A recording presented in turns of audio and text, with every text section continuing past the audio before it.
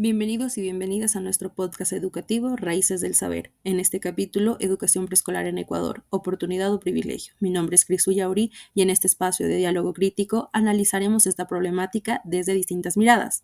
Los invitamos a escuchar este capítulo donde contaremos con la compañía de nuestras invitadas expertas. Iniciamos con el primer tema. Como habíamos mencionado, hoy discutiremos y reflexionaremos sobre una aseveración vital. La falta de una educación preescolar de calidad limita el futuro de la niñez al negarle la oportunidad de alcanzar todo su potencial. Somos 5 participantes y le damos la bienvenida a nuestras invitadas expertas, Marcia Zamora, quien nos hablará de la situación actual de la educación inicial en Ecuador, a Doménica Vega, que nos hablará sobre las barreras administrativas y legales, Anabel Zambrano, que nos hablará sobre barreras discriminatorias y desigualdad social, y finalmente Diana Zambrano, que nos hablará sobre políticas públicas, casos reales y soluciones. Iniciamos con el primer tema, importancia de la educación preescolar, impacto del preescolar en el desarrollo humano. La educación preescolar no es un lujo, sino un derecho y una base fundamental para el desarrollo integral. Los primeros 5 años de vida representan una etapa clave en la formación del cerebro humano. Como sostiene la UNESCO en el 2022, la inversión en educación temprana es una de las más eficaces para romper el ciclo de la pobreza.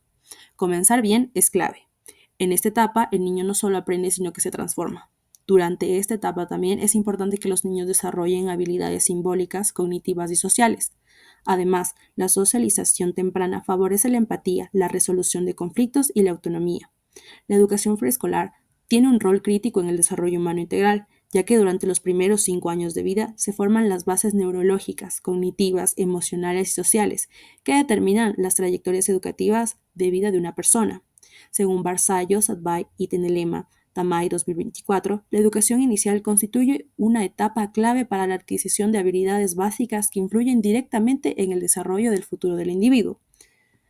Es preocupante pensar que cientos de niños en Ecuador no acceden a estos espacios fundamentales de aprendizaje y contención.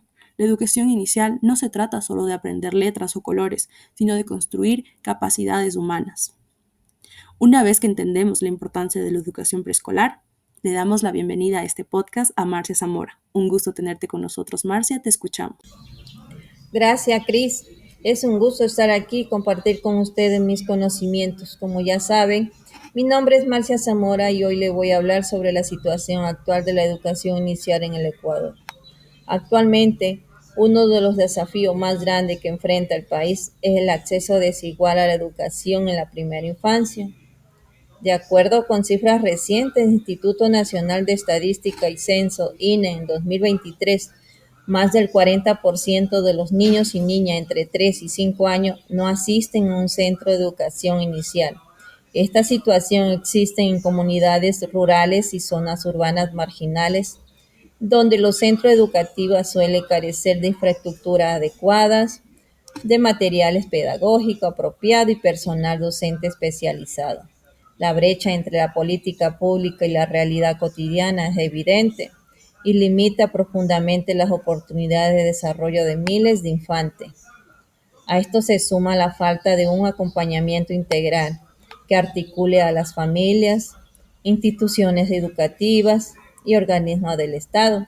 Tal como señala Panchi en el 2022 en su investigación desarrollada en el Cantón Otavalo, existe una marcada diferencia entre lo que establece la normativa legal, que reconoce a la educación inicial como obligatoria y gratuita, y lo que efectivamente sucede en un entorno rural.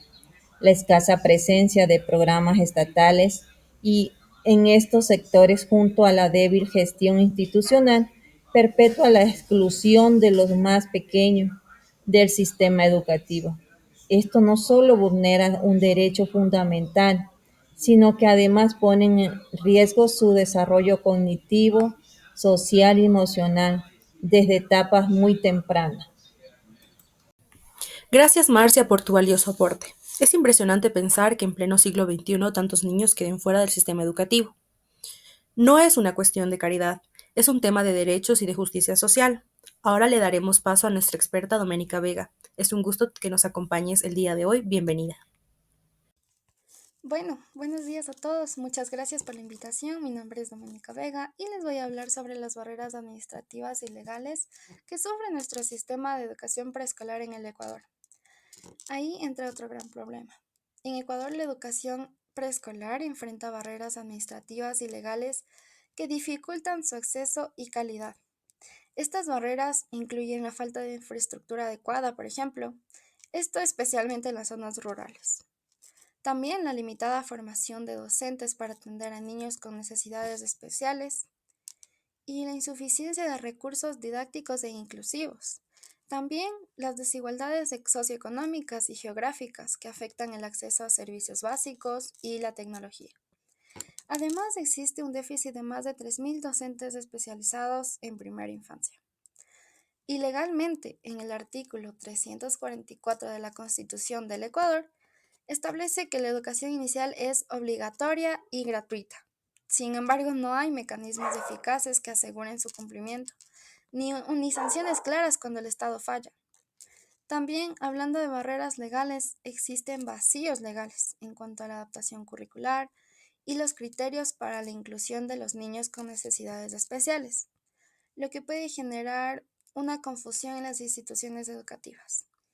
También la falta de recursos, como la hablábamos, la desigualdad socioeconómica puede impedir que ciertos niños accedan a la educación inicial, y aquí estaríamos vulnerando su derecho a la educación. Hernández Pico y Samantha Grast señalan que la normativa legal existe, pero su implementación es solo superficial, porque falta seguimiento, capacitación docente y adaptación curricular. Tener leyes es un paso, pero sin funcionamiento real en terreno no transforman la vida de los niños. Gracias, Doménica, por esos ejemplos concretos. Este es un punto clave. Tenemos leyes progresistas, pero muchas veces no se ejecutan. Tener leyes es un paso, pero sin funcionamiento real en el terreno, no transforman la vida de los niños. Como sociedad, debemos exigir que se cumplan y se prioricen en la agenda pública. Entonces, no basta con normas, si no las traducimos en acciones sostenibles. Ahora, ¿cómo se manifiesta la discriminación? Para saber más sobre este tema, tenemos a Anabel, nuestra siguiente experta. Hola, muchas gracias por la invitación a este podcast donde se abordan varios temas fundamentales para los ciudadanos y ciudadanas del Ecuador. Para mí es un honor el día de hoy compartir un poco de información y la importancia de este tema. Antes que nada, partiré comentando qué son las barreras discriminatorias. Esto viene a ser aquellos obstáculos, ¿no? que impiden a varias personas o grupos acceder a las mismas oportunidades y beneficios que otros, ya que se basa en características como la etnia, el género, la equidad, la religión o la discapacidad. Si bien es cierto, aquí en el Ecuador varios ciudadanos enfrentan estas barreras discriminatorias y de desigualdad hasta el día de hoy, ¿no? Que conlleva varias desventajas, a tal manera que ha afectado a que tengan acceso a sus derechos, los cuales perjudican no solo a ellos, sino a sus familias. Es por ello que en unos estudios que nos han brindado Neira en el 2021, Cuesta y Chamorro en el 2022, nos mencionan que estas barreras discriminatorias y de desigualdades generan brechas muy importantes en las zonas rurales y urbanas, a tal manera que se tiene varios tipos de barreras claves como institucionales, actitudinales, económicos, culturales, las cuales limitan el derecho igualitario, existiendo perjuicios y normas que perpetúan ciertas desventajas entre todos los ciudadanos. Uno de los claros ejemplos es el acceso limitado a la educación. Niñas, personas indígenas o con discapacidad enfrentan mayores dificultades para acceder a una educación de calidad. También tenemos lo que son la discriminación laboral, en donde mujeres embarazadas,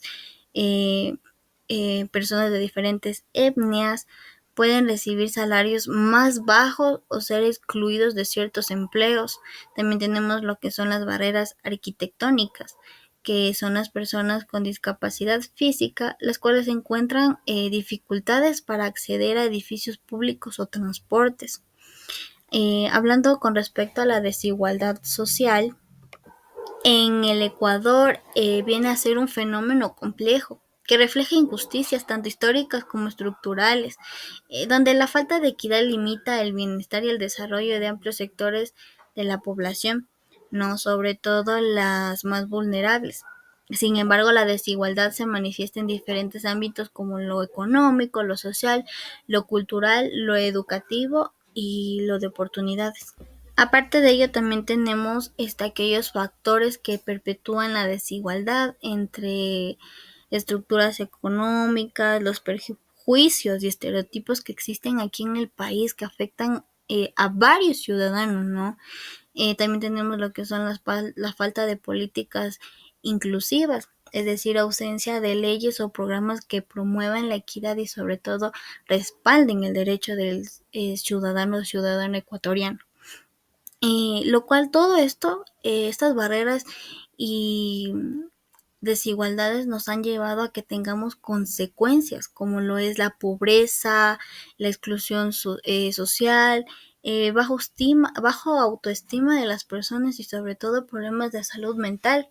También hemos tenido y presenciado lo que son las violencias y conflictos culturales aquí en el Ecuador, además de una limitación del desarrollo económico y social. Un claro ejemplo que tenemos es sobre el nivel de pobreza, y es que en los pueblos indígenas la pobreza alcanza el 56.7%, mientras que las poblaciones mestizas o blancas es mucho menor, ya que alcanzan un 14.17%, lo que conlleva a que exista una desigualdad étnica, afectando al acceso de las mismas oportunidades y recursos básicos que nos brinda el Estado y que todo ciudadano ecuatoriano debe tener, ¿no? Ya que es gratuito. Por ello, es por ello que también tenemos lo que la UNICEF en el 2023 nos menciona, que denuncia muchos programas que no están adaptados lingüísticas ni culturalmente. Por ejemplo, en comunidades quichuas de la Amazonía no existen suficientes docentes bilingües. Todo ello se puede cambiar si existiera una educación igualitaria, ¿no? Donde las leyes antidiscriminatorias, el acceso universal a recursos y servicios sean brindados de manera igualitaria a todos los ciudadanos de este país que merecen obtener. Muy cierto, Anabel. Ahí está el núcleo del problema. Igualdad de leyes, pero desigual aplicación. La discriminación no es solo por discapacidad, etnia o condición socioeconómica, es sistémica y reproduce desigualdad dentro del aula. No se puede hablar de educación de calidad sin hablar de equidad. Invertir en la primera infancia también implica respetar la identidad y las diferencias. Los marcos legales existen. El reto es su implementación justa, universal e inclusiva. Le damos la bienvenida a nuestra última experta, Diana Zambrano, quien nos hablará sobre las políticas públicas, los casos reales y las posibles soluciones ante el tema que estamos abordando en este capítulo. Diana, el espacio es tuyo. Bienvenida, te escuchamos. Gracias, Cris. Bueno, como saben, yo soy Diana Zambrano.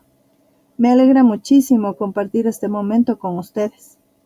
Hoy vamos a hablar sobre un tema clave: los límites y barreras que enfrenta la educación preescolar en nuestro país. Un tema que nos duele, pero que también nos inspira a buscar soluciones reales. Comencemos reconociendo algo muy importante.